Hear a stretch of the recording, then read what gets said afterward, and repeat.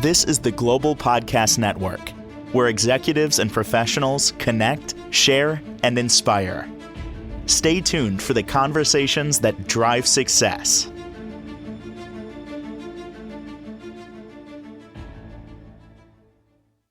I have learned so much from her since we've gotten together in the last few weeks and had no idea. Yes, therapy is important. Everybody should have a therapist. Ask a therapist. I just talked to a psychologist. Guess what? They couldn't talk anymore because they were going to their therapist. It's all good. I'm being very honest. It's such a liberating, mind-opening situation when you talk with somebody qualified about what's going on in your life. We all got stuff going on. Now, change that up to using art to express yourself and maybe go within and realize certain things. She is an art therapist, and I didn't even know one existed until we got together with Barbara Robertson, and she's our professional of the year. Welcome back. How you doing? Thank you very much. I'm always delighted to be here to have a chance to talk about art therapy and how art is really something that we all have in common as a way of expressing ourselves. You have reignited the art lover in me. Great. I'm glad to hear that. That's kind of part of what I hope is happening with my listeners as well. Just maybe I'd like to invite them to become curious about what else could art be besides the things you put up on the wall to enhance the appeal of your living space. So much, in fact, and honestly, it's been a busy week, but I actually found time in between what I was doing. The word Rembrandt popped in my head. I started studying his paintings. Oh my gosh, the 1600s and just the use of color, tone, the way the subjects looked and where they were looking, the rule of thirds that he used in his painting. You know a true professional when they make it look easy, but even more so for him, the tonal quality. If you take it and make it a grayscale or black and white of one of his paintings, you can see the richness of the contrast between the grays, the blacks, the whites. Amazing. It's Amazing. phenomenal. Yes, it really is phenomenal. And especially when you consider that I believe he is one of the artists who made his own paints. So he started from pigments, powdered pigments, and mixed them with oil and a binder so that he was in charge of the quality of the materials that he was working with from scratch. Oh my gosh. I have no idea how he found time to paint after mixing his own paints. Jeez. Yeah. And this one painting, I don't know why I got fixated on it. I think it's called The Anatomy Lesson. Oh, And yeah. I know that painting. Yes. there's a cadaver, and it's not gross or anything, but there's a doctor showing other doctors what's going on. And I learned that some of the subjects in the painting actually paid to be in the painting. And Rembrandt at the time, he was only like 26, 28 years old, and still people wanted to be in his painting back in the Amazing. 1600s. Amazing. That's pretty cool. Like, I it all never is very realized cool. that. So what are Yeah. we looking at today? We're actually going to look at some works of art, right? That's right. That's right. For a while, I was running art therapy groups with kids who were typically in a sort of emotional crisis. So they were just having a really rough time at the point when I was meeting with them. And I have a set of, I think about 8 images of artwork that they've done. Of course, I have permission from their parents and guardians to share the artwork. It's Cool. anonymous. Of course, I would never reveal anything that might reveal the identity of the individual who drew it. But it can be very helpful to take a look at some of the ways kids have expressed themselves. And then seeing how the time goes today, I also have a few images that I did for myself just as a way of discharging some feelings. Hmm. And they're very abstract. Mine are, while the kids' artwork is mostly pretty representational, you can recognize what you're looking at in their work. But they all have an amazing expressive quality. Hmm. So if I can share the screen with you, I would Please love do. to show you the slides that I've got.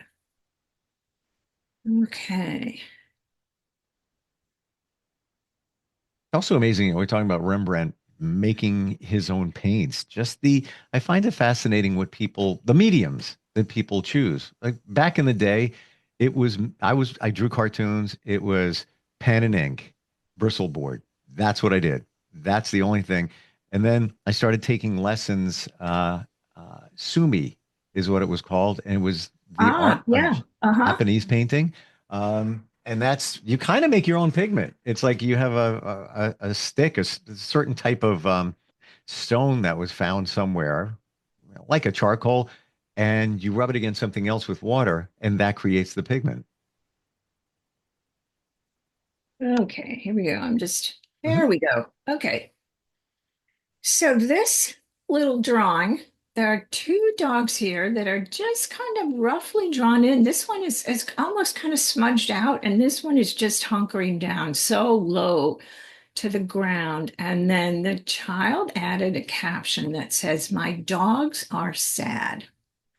And they do look pretty sad, don't you think? Barbara, looking at that, I want to cry. Oh, yeah, Seriously. they really are sad. And so I've got a little bit of text here next to the image. One it says externalizing affect, and that means basically putting what you're feeling on the inside outside, or in a more sort of colloquial way of speaking, we're getting a feeling off our chest Mm. And projecting it somewhere else. and projecting it onto a different creature so that we don't have to own it as ours, but we still can put it out there to be seen and witnessed. Mm. And The then child that did this, vicariously, how old about were they? about 8. Wow. The dog looks sad, but the dog also looks angry. That's true. That is very true. And often sadness is what is underlying anger. Yeah. When we experience sadness, we often feel so disempowered, so helpless that that in itself is just really difficult to tolerate. And so if we go to anger, we get a little burst of energy back and we feel that we have more power. Mhm. Anger actually sends blood flow to our arms and legs and our heart so that we can engage in fight or flight, while sadness makes us just wilt and droop. I've had this conversation with others, and this is what I believe that, and I've welcome your input. Anger doesn't exist. It doesn't exist by itself. It's always fueled by an underlying emotion, whether it's sadness, whether it's frustration, whatever, depression, whatever it is. It's not just anger. What are your thoughts? I think that tends to be true. I know that that's one kind of predominant theory out there. I'm not actually sure about it, but I do think that anger seems to come up when we perceive some sort of injustice or some sort of threat to our autonomy. Hmm.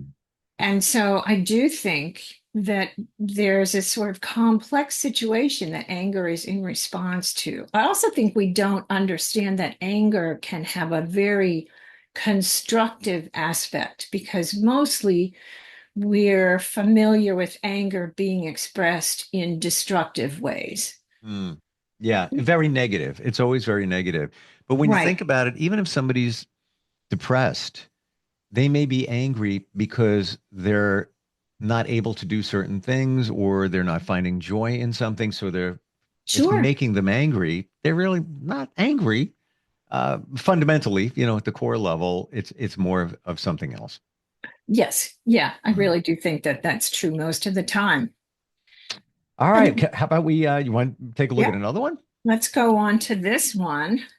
Here's a volcano, which I have seen many, many hundreds of volcano drawings because they're such a good metaphor Mm. for what happens when we try not to express anger, and it builds up Sure. underground. I want to describe this for those listening. We have a Oh, volcano. We sure. have what looks like literally a black cloud above. The That's volcano is right. starting to spew. There's a lightning bolt to the ground. It's hit something. Something's actually on fire, it appears. There's Yep. a house or a structure to the left. Um, and you note this in a caption, but there are two trees next to all of this fire and brimstone that are green, lush, and they didn't get affected. So I'm trying to That's right. That's right. understand here. What's And that it, blue object? I don't mean to cut you off, but just so we yeah. Thanks for kind of reminding me that not all of our listeners have a screen that they can see. So the other things that are going on here, in addition to the volcano and the thunderstorm, there are boulders raining down, and then big uh ice flows also falling down. So we got fire and ice, we got stone and water, we've got just everything bombarding this environment. whoa. And yet these two trees are still surviving. So for me, this is really a beautiful representation of resilience. This is there's so much going on here and so much emotion. Again, I have to ask, how old was the student that did this drawing? I think this guy was probably 10, if I'm remembering right. What do you think they're feeling? I think they're feeling some overwhelm. I think before they came into the helping agency where I was working, they probably felt just really more like one of these houses that's just sort of a charred version of itself, just a few lumber scraps down at the bottom. And when they discovered that help was available, they had a little bit of renewed hope. And maybe, the trees might represent that. One of them is shorter than the other. So maybe there's a sense that there's the child himself and a resource nearby. What do you think about those trees? Why did they survive? Well, I think in a way it's random, and life is kind of like that. Sometimes help is there, sometimes it's not. Um, it may be in the child's kind of perception that it's kind of being in the right place at the right time, or it's just determination. Mm. Do I'm you not going to let this get the better of me. do you think that was intentional? Those with everything going on here, that the tree I survived. I don't think when children draw that they are articulating to themselves what the image represents. But I do think that visual images really are our first language. We Mm. don't gain word language, we don't gain verbal skills until we're two and a half or three, and real fluency doesn't come until we're four to five. So that's a long time of relying on what things look like. Do you feel that when a child paints, draws, expresses themselves through art, that it's the real deal? There's almost no filter. They're just doing whatever they're doing. I do feel that. I also kind of know that their artwork can represent a defensive status as well as an emotion that they really are experiencing. And this is a really good example of that. Hmm. This little guy came in, and I think in this child unit, we had really predominantly 7, 8, 9, 10 year olds. So I think this guy was 9, and he had just come in maybe a few hours before my group, and I invited him to sit down and draw with the other kids. And so he did this very sassy face, and Hmm. there's a face that's the circle of the face is almost as big as the page. He's got a sassy smile. He's sticking his little tongue out, and there's little dribbles of saliva falling off the tongue like he was blowing a raspberry. And he's got some, strands of hair or braids popping off his head in sort Yep. of a lively manner. So he looks really, bright and up. and unconcerned and maybe even a little defiant. And then he turned the page over. And I don't know if you can see this clearly, but on the left side of the page, he took his pencil and went round and round and round and created a shape of a volcano or a tornado, Tornado. Yeah. a tornado. And then down at the bottom of the page to the right, there's a tiny little rectangle that represents a house, probably, and a little stick figure, probably the boy himself, sideways, hanging on to the top of the house and about to get blown off the page, hanging on Wow. to the roof by his fingertips as the cyclone bears down. I have to ask. I don't know why I find it intriguing to know how old these children are. What do you think on this one? What, how old do Yeah. I remember the guy is? Yeah. I Yeah. I think this guy was 9. Okay. Well, Yeah, I think it's interesting going from one side with that sassy look, yeah, but it seems happy sassy. It wasn't devious yeah, or anything like that. yeah, yeah. And going to the tornado, do you think that that person in the drawing with the sassy face is the tornado? Oh, that's a really good question. That's entirely possible. Hmm, Or maybe he wishes he were the tornado. right. Like I'm coming through. Coming through. Wow. That's right. Um, Watch we out. we do have time left. Go to the next one. I'm going to get up and walk in the next room in 10 seconds because I want to grab something off the wall and show it to you. Oh, okay, great. Okay. So this is a pretty funny little drawing of a guy with a red face and a black shirt, and his eyes and eyebrows are kind of slanted inward, like that angry appearance that we have. And then his mouth is huge. It's taking up half of his face. And it's got sharp black teeth inside the full total red space. His ears are pointed and there are horns on the top of his head as well. Hmm. And the label next to this image of somebody who looks ferocious, it says happy. I'm trying to put that all together because very much so, there is a demonic look to this drawing, and it's in red, and it looks like there could be horns on the top of the subject. Yeah, Uh, yeah, Serrated looking teeth, definitely angry looking eyes. very. Well, why would it say happy? Well, I think some things are too scary for kids to say out loud. This guy looks like he's just enraged. Yes. He's just full of rage. So, my guess is that this is the truth about what the child's inner experience is. And this child has no avenue that has made it okay for him to share that intensity of negative emotion. And so his defenses have come up because he wants to stay in a safe relationship with his care providers. So he has to say, yeah, I'm happy. That's where I was going with that. I was thinking the same exact thing. It's a not being authentic, sort of a putting on a facade. Yeah, I'm happy. Meanwhile, inside, he's Yes. exploding. Yeah. Yeah. Wow. And it's a tough thing to be a child who is really physiologically dependent on their caregivers for survival for a number of years. No other mammal is in that situation for as long as human beings are. Hmm. And so connection is in our early years much more important than developing our own authenticity. Can I show you one? Please, I This would came, love to this see came. it. I don't know if you're going to be able to see it on the screen. Okay. And I'm going to try to. Oh yeah, I could, yes. Oh, there's a person dancing and a shadow behind them. This is done by my son. Ah, okay. I want to say, actually, there's something on the back here, and oh my gosh, the actual the date. I didn't know that was there, and I have it framed, by the way. Yeah. This is when he was in kindergarten, Oh, wow.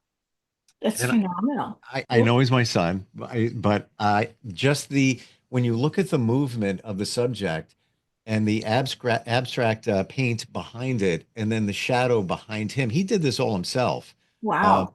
and I believe if I look closer, he was doing jujitsu at the time, and It Oh, looks like maybe a jujitsu outfit that he has on. oh yeah. So he's Yeah. like exercising some power moves there. Right. Yeah, I got that too. I don't know what, his mind or intent was, but certainly he doesn't look angry, sad, or anything like that. It's more like determination in my mind. I think Uh, so too. As I'm seeing that, that look on the face, you could almost see kind of the jaws are really clenched and he's got the power in his arms. yeah, yeah. Yeah. And it's so interesting that there's a shadow there because some of the biggest conflict we have are with a part of ourselves that Jung referred to as our shadow, Mm. which are the parts of us that got us into trouble at some Ye- point. yes, and thank you for saying that, Barbara. That's why they call it shadow work when we need That's to right. Oh, work that's so interesting. work with Yeah, the shadow within. It's that's beautiful. Or maybe the shadow is the inner child that is, me and my shadow. There's a shadow there. That's right. That's right. And I do think that, we tend to use the word, well, a part of me feels like this, but a part of me feels like that. I think we often kind of feel like we do have more than one Yeah. identity within us. Funny you say that, and I want to validate that. I've talked to psychologists, in podcasts and on and on and on. And there's many that believe that we have multiple parts within us. Many. That doesn't mean necessarily that we have split personalities, but Absolutely not. Yes. different parts to our Right. personality. Yes. Yeah, it makes us able to adapt to Yeah. all the different roles and jobs that we might have to engage in over the span of a whole lifetime. So this drawing actually is kind of happy. What do we got Yeah, here? I wanted to show a couple that really were kind of strength based. And Hmm. this, I offered the kids a cutout shaped like a seed and said, if you planted this seed, what might grow from it? And this little girl, I think she might have been 12. She drew a sunflower growing right up out of this root. The seed is buried in the ground. The seed has sprouted out roots in all directions in the brown part of the soil. And then there's a green layer above that, suggesting grass growing, in the area. The flower's in full bloom. There's a tree to its left, also with a good root supply in the ground and some branches reaching out and a nice crown on the tree. Over on the other side, a bright sun with rays and some blue sky above. And there's a bumblebee or a honeybee coming toward the flower. Oh yeah, I didn't even see that. Okay. So, all the indications of good health to me are that the flower and the tree are leaning together and they both have leaves or twigs, branches that look like arms reaching out. So, it shows a positive sense of connection. Mm. Um, Hmm. The sunshine and rain clouds suggest that the flower's needs are being met, as well as the roots able to attain nutrition from the earth. Um, Hmm. the bumblebee means that the flower has a contribution to make, not just in showing its own beauty, but in allowing the bee to come and harvest what it needs to make honey. Yeah, I gotta say, this is very intriguing. A student could just draw a flower, the Mhm. ground, the tree. We've got sky there. The bee, pollinating and the sun, and we'd be all good. Here we have those roots, and if you maybe energetically or psychologically take it deeper, grounding. There's Grounding. grounding going on here. Yes. Because the Yes. roots are about half the That drawing, is true. That is right? true. The Earth area is at least half of the height of the paper. Yeah, Yeah, it's on a layout, and that is a lot of Earth. and a lot of roots. Everything has a root. Yes. Yep. Yep. Wow. It's well supported. So maybe that's another clue that we can Mm, take about what makes attachment possible. Support and groundedness. mm. We are just about out of time. This has been fascinating. I don't know what it is, but Let me there's show just you my last painting that I'm okay. so proud of. This young woman was Uh, 16 when she drew it, and it's herself as an infant, a toddler, a schoolgirl, oh, and about to graduate from high school, which is where she was when she drew it. So Wow. it just shows that she is moving forward with hope. Isn't that phenomenal? It's not phenomenal. It's wonderful. It That is, really is. um, there is, it's interesting, forward momentum you feel from this. Just the use of color is just fantastic. There is in between each of her at different ages. Um, what is that? It's either they're holding a ribbon, but it's multicolored, I think it might be one of those, construction paper loop chains that we used to make in grade school, where you Gotcha. take a strip and, Yeah. pick the ends together and link the next one. So they are all holding on to this colorful, it's sort of garland, really. It Yeah. could also be a flower garland But that, judging by the colors that are used, like just every color of the rainbow in that whatever it is holding yes, yeah, together, it's happy. It could have been just one color. No, it's multiple. it is. And I love the white, call it aura around every one of her, ages there, every figure. Yes, yes, Uh, she's done a sort of violet bluish background, but yeah. all the figures are also linked by that unpainted Mm, white area around them. And the thing I true. also love is that the oldest one has a link to the future. She's holding on to a garland and it's reaching off the page, so we don't see who's got it next. But she is really demonstrating faith that there is more to come and that it's going to carry her in the same beautiful direction. Barbara, what you just said is why you're phenomenal at what you do, because I would have never picked up on that. But she is alluding to passing the baton, if you will, or somebody grabbing the other side of that, maybe the older her, or maybe it could be somebody, maybe, That's, yep, relationship, whatever later in her life, be it, that's she was right. 16 here. I would have never picked up on that. Wow. This is That's, just amazing. that's one of the things that I love about looking at artwork that others have created is I find so much richness in it. And the more I look, the more I Same.